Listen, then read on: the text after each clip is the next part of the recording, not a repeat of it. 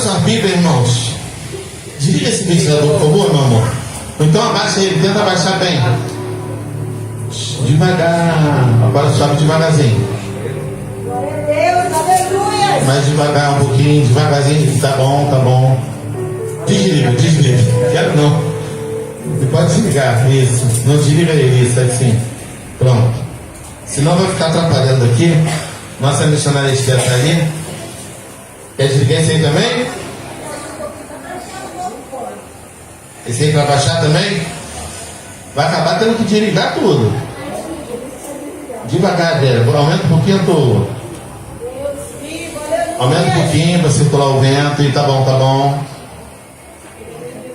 Aumenta um pouquinho, você não tem como baixar, desliga ele então, Felipe. Desliga ele, né? Aí se tiver calor, você passa pra cá, muda de lugar. Aumenta só um pouquinho ele. Senão ele queima, se ficar lento ele queima. Bem pouquinho, tá bom. Tá bom, assim tá bom. Amém? Irmãos, pregação de hoje, eu senti um desejo ardente de falar sobre Paulo. Por que falar sobre Paulo? Porque Paulo fala sobre Jesus, sim ou não? Paulo é apóstolo de quem? Ele foi o último dos apóstolos, sim ou não?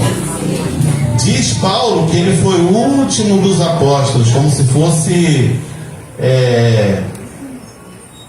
Não lembro a palavra que ele usa, mas ele encontrou com Cristo no caminho de Damasco. Ele era perseguidor e Deus viu a fidelidade que Paulo tinha em ser perseguidor da igreja e dos cristãos, né? Aí, Paulo, por que me persegue? Aí Paulo, não te persigo não, Senhor. Quem és tu para que te persiga? Aí, Paulo creio que até entrou lá no seu íntimo. Eu não persigo esse homem que está falando comigo não, essa voz aí. Eu persigo uns crentes aí sem vergonha, que fica aí perturbando o juízo dos outros, pegando em praça pública, sabe, Mar? É esse que eu persigo. Mas aí o que aconteceu? Paulo caiu por terra. E já caiu cego.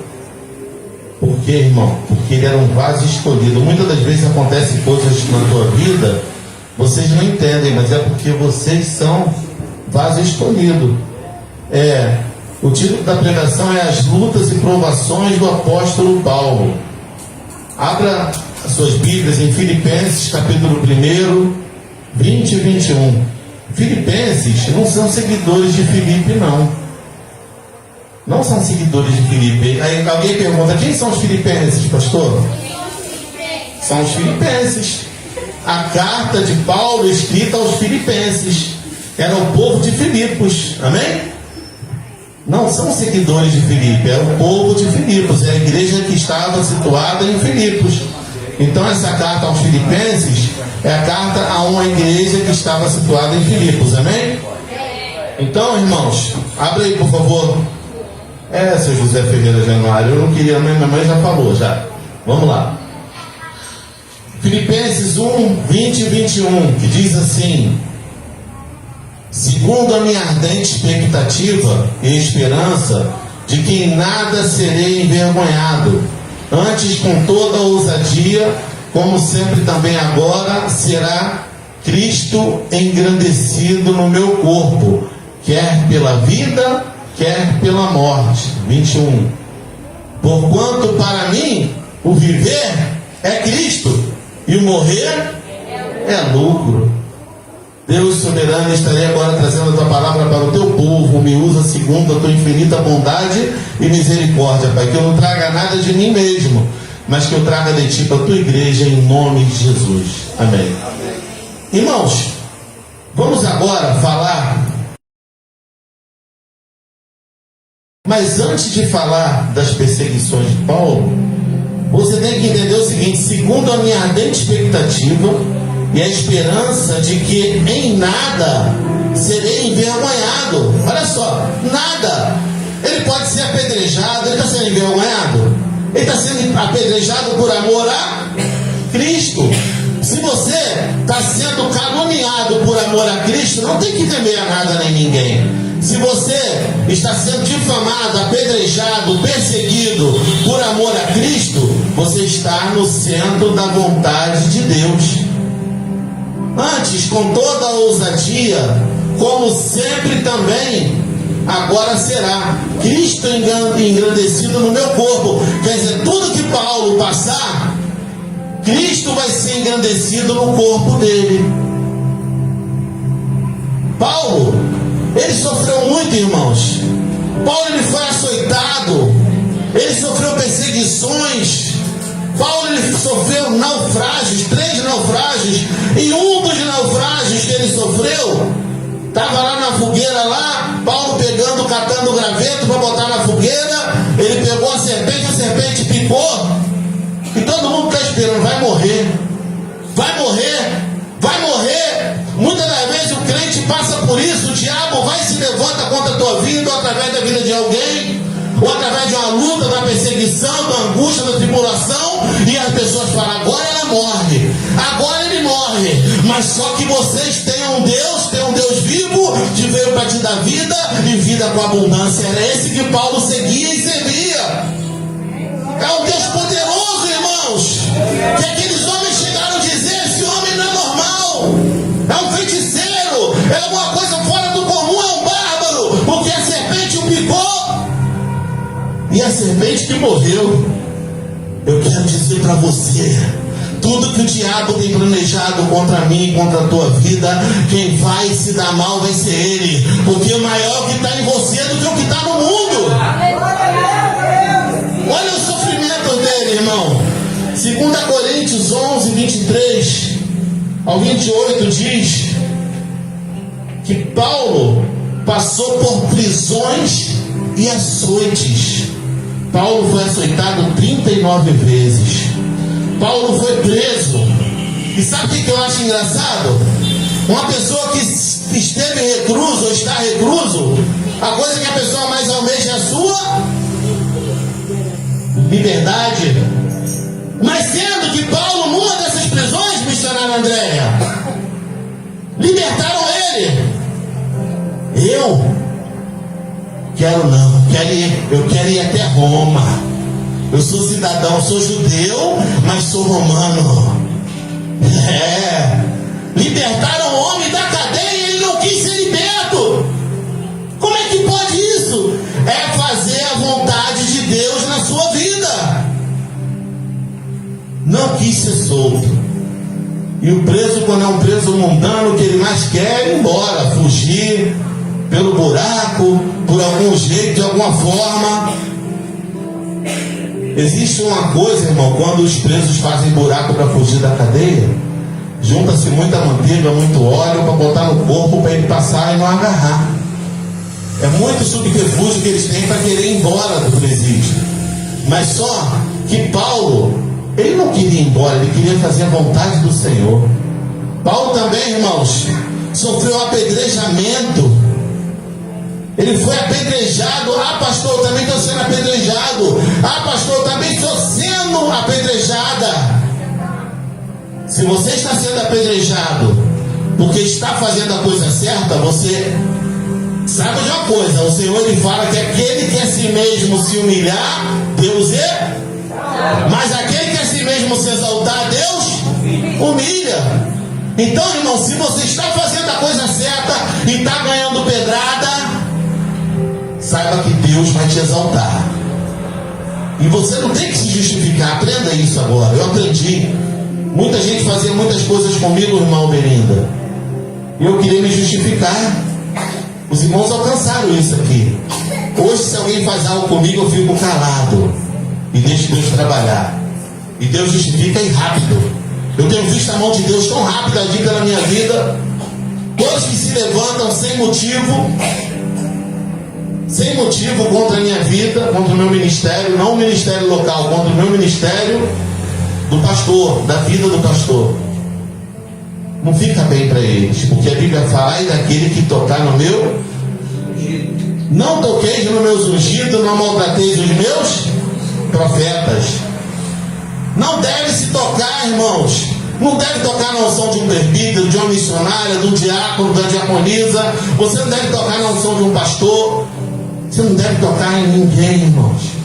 Cada um de vocês é um pequenino do Senhor. E Paulo, ele era um pequenino do Senhor que não temia nada, irmãos. Não temia a nada. Paulo sofreu naufrágios perigosos em viagens missionárias. Paulo sofreu também necessidades e privações. Filipenses 4, 12 ao 13. Paulo fala de ter passado fome, necessidade, também abundância, mas em tudo aprendeu a estar contente.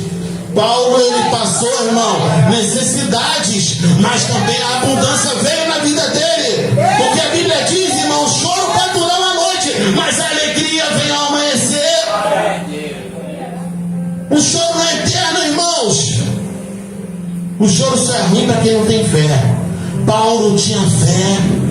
Você imagina o sujeito sem dever nada a ninguém, recluso, preso, no meio de malfeitores, de repente estuprador, de repente assassinos, no meio daqueles homens, irmãos, criminosos, bárbaros.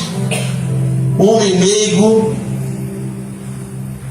que não fazia mal a ninguém, convertido, tinha feito muito mal, mas depois da conversão passou a fazer o bem. Porque a Bíblia fala, irmão, que quando você aceita Cristo Jesus na sua vida, as coisas velhas se passam. Eis que tudo se fez?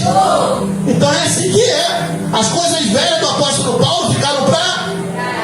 Tudo na vida de Paulo era novo. Numa certa feita, Paulo e Silas estavam presos. Por volta de meia-noite, irmãos, oravam e louvavam louvores a Deus. Os alicerces da prisão tremeram todos e as cadeias se abriram.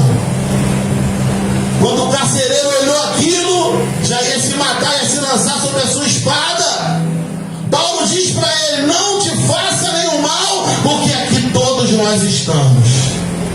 Você imagina, irmãos, se Paulo fosse um homem que não era convertido, as portas abertas, Marcão, ia pegar e dar linha na pipa, sem nem olhar para trás. Não ia nunca fazer como a esposa de Ló fez. Não ia olhar para trás, ia sumir no meio do mundo. Só que ele era convertido. E ele sabia que aqueles alicerces foram abertos porque tinha algo da vontade de Deus para ser realizado. A Bíblia fala da conversão do carcereiro e da sua família, mas a Bíblia também insinua que todos os presos se converteram porque nenhum fugiu. Aleluia. Aleluia! O milagre foi muito grande, muito maior do que nós lemos, foi enorme. Ninguém fugiu, jovem Felipe. Todos ficaram ali. E ali houve uma tremenda conversão. E aí, o carcereiro, que de repente debochava de Paulo, conjecturando, não está escrito dessa forma, de repente, e aí, crente, quem é teu Deus que vai te livrar agora da minha mão? Agora o negócio aqui é sério. De repente esse homem pega e leva Paulo e Silas para a sua casa, para a sua família, para o leito da sua família, para que ali eles viessem o quê? Ter comunhão. E ali o carcereiro pega e pergunta: o que eu farei agora para que seja salvo? Crê no Senhor Jesus Cristo que será salvo tu e tua casa. Você não entendeu, irmão? Você não entendeu. Se você entendesse, você estava glorificando, exaltando e aplaudindo esse Deus poderoso. Crê no Senhor Jesus Cristo e será salvo tu e tua casa. Meu Deus. Paulo também sofreu, irmãos, um espinho na carne. O espinho na carne era um mensageiro de Satanás que esbofeteava ele dia e noite. Muitos falam, irmãos, coisas de que não sabem. Paulo, quando ficou cego, dizem por aí, que a visão dele ficou debilitada. Mas como? Se o próprio Deus curou, como é que vai ficar debilitado? Quem aqui tem problema de visão aqui? Levanta a mão. Eu tenho. Se Deus me curar aqui hoje, agora, minha visão vai ficar debilitada ou vai ficar perfeita? A visão de Paulo, Deus não faz nada pela metade. A visão de Paulo ficou perfeita. O espinho na carne de Paulo era o mensageiro de Satanás que esbofeteava ele dia e noite. Quem é o mensageiro de Satanás? O demônio, que assolava Paulo em alguma área, irmã André, da sua vida. É o demônio que assola vocês em alguma área da vida de vocês. Ele me assola em alguma área da minha vida. Muitas das vezes usa irmãos para te tirar da graça. E ele sabe aonde que ele vai te provar. Ele sabe aonde que ele vai te tentar. Não é Deus que te tenta, não. Deus, ele não tenta ninguém, e de ninguém ele é tentado, amém? Agora o que eu quero dizer para vocês, irmãos, o espinho na carne de Paulo era no nível espiritual, não era na saúde. Era um mensageiro de Satanás que assolava e perturbava Paulo dia e noite. Glória a Deus, aleluia. Paulo sofreu, irmão, 2 Timóteo 4, 16 e 18. Paulo relata que na sua defesa inicial ninguém o apoiou, mas o Senhor permaneceu ao seu lado. Aleluia. Santo Deus. Ninguém apoiou ele, mas Deus é com ele. Eu passei um momento da minha vida, quando era convertido no primeiro amor, chorava à toa.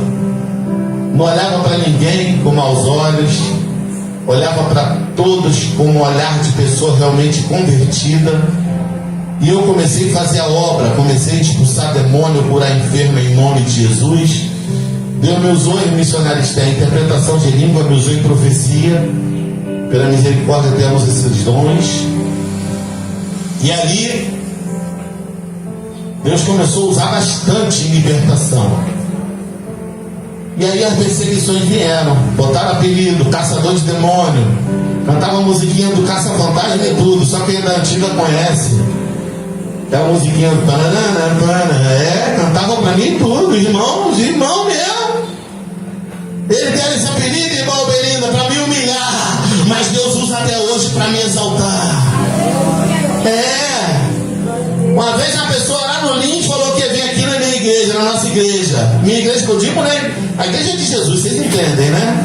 Na nossa igreja, nós fazemos parte desse corpo. Já sei onde você vai lá no caça-demônio, né? É lá mesmo que eu vou. Lá no Lins o pessoal sabe que aqui nós gostamos de caçar esse bicho chifrudo, cadeirudo.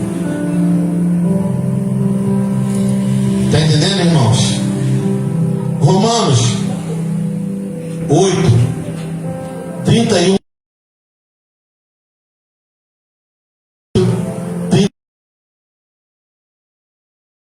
À vista dessas coisas, se Deus é por nós, quem será contra nós?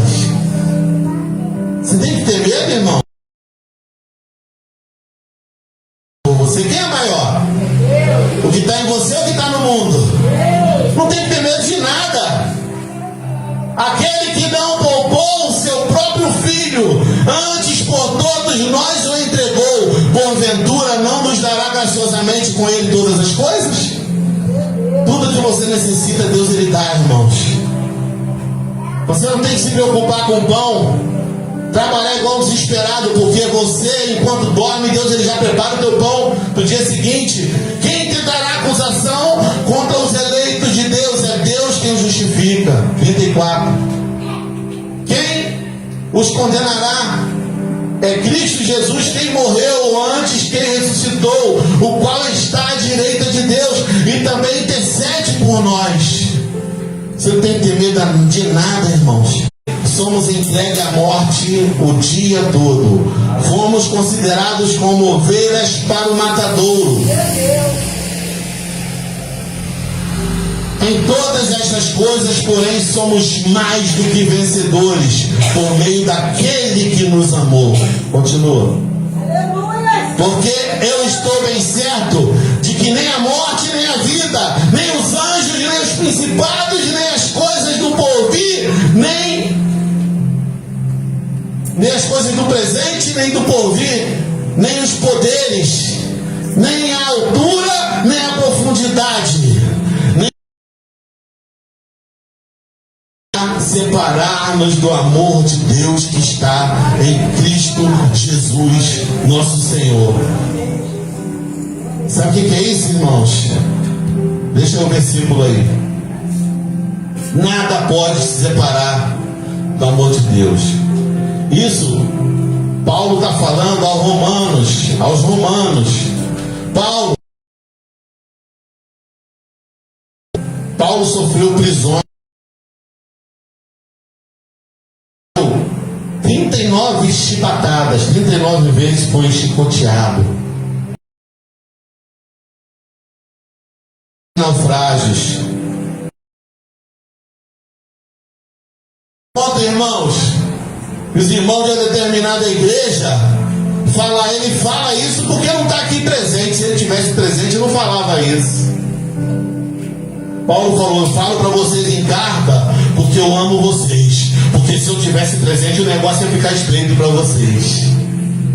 Ou seja, sabe o que quer dizer isso? Vale o que está escrito. Vale o que está escrito, amém? Amém. O que está escrito é válido, sim ou não? Sim. Se está escrito, tem como debater? Não. Eu falo para vocês: ama a Deus acima de todas as coisas e teu próximo como a ti mesmo. Não estou falando de mim? Está escrito, sim ou não? Sim. Dá para debater isso? Não é debatível. Não pode se debater. Mas, pastor, existe um versículo lá em Isaías 59, do 1 ao 3, que diz que o pecado faz a separação do homem de Deus. Bota aí, por favor, Isaías 59, do 1 ao 3. Bota um primeiro isso. Paulo falou isso para os cristãos, falou isso para ele, para a igreja de Roma. Nada vai te separar, cristão que segue a Deus, cristão que obedece a Deus, cristão que ama a Deus, cristão que ama o próximo como a ti mesmo. Nada vai te separar do amor de Deus.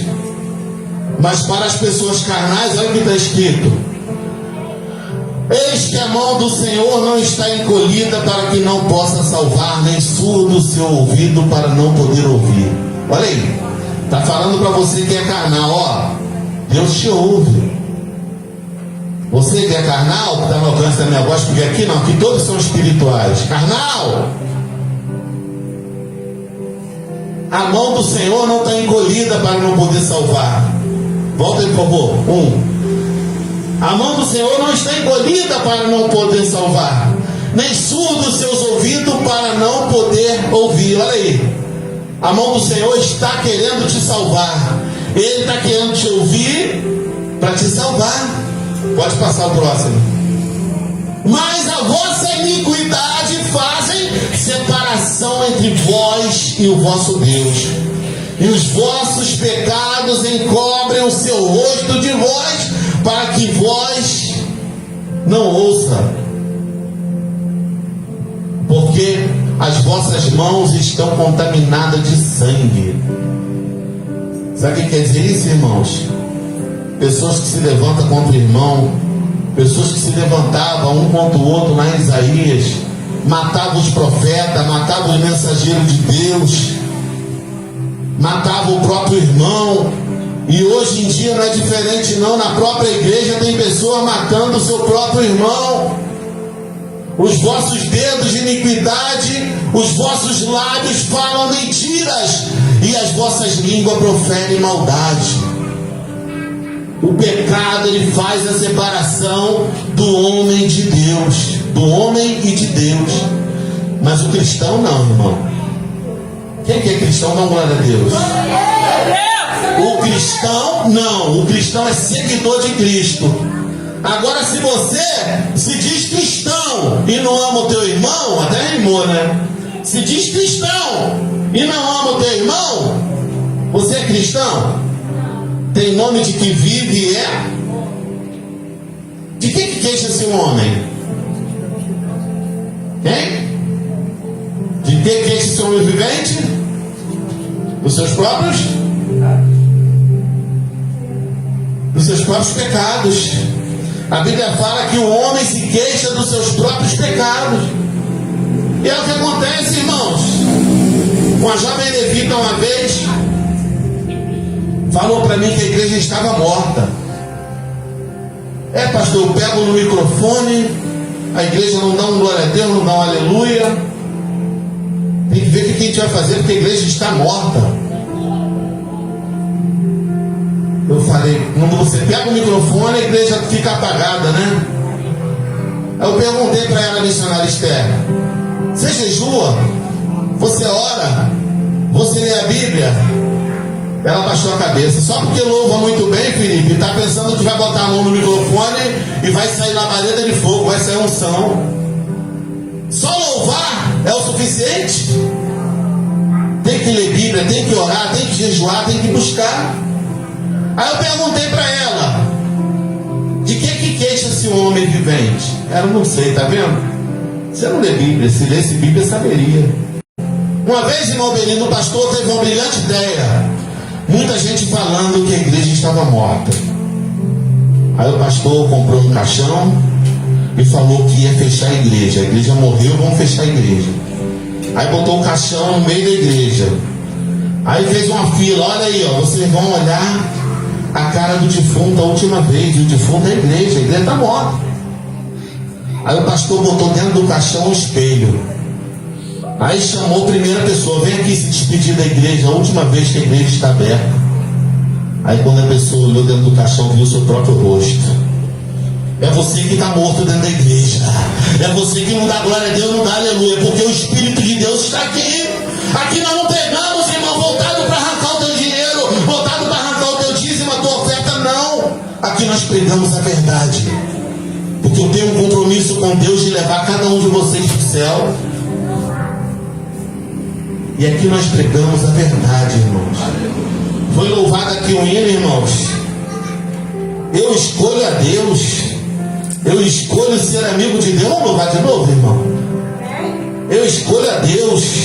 Eu escolho ser amigo de Deus. Foi lido ali Jeremias 9, do 23 ao 24. Bota aí primeiro, Daniel, por favor. 9, 23 ao 24. Olha o que foi lido, irmãos.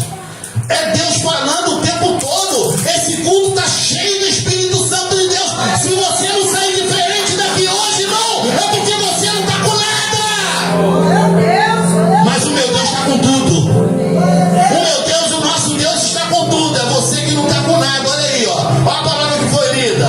Assim diz o Senhor: não se glorie o sábio na sua sabedoria, nem o forte na sua força, nem o rico na sua riqueza. Mas o que se gloria, glorie-se nisto, em conhecer e saber que eu sou o Senhor e faço misericórdia, juízo e justiça na terra. Porque destas coisas me agrado, diz o Senhor. Aquele que se gloria, glorie-se no Senhor, irmão. Quer se gloriar? Glorie-se no Senhor. Eu não posso me gloriar em mim mesmo, não, irmãos.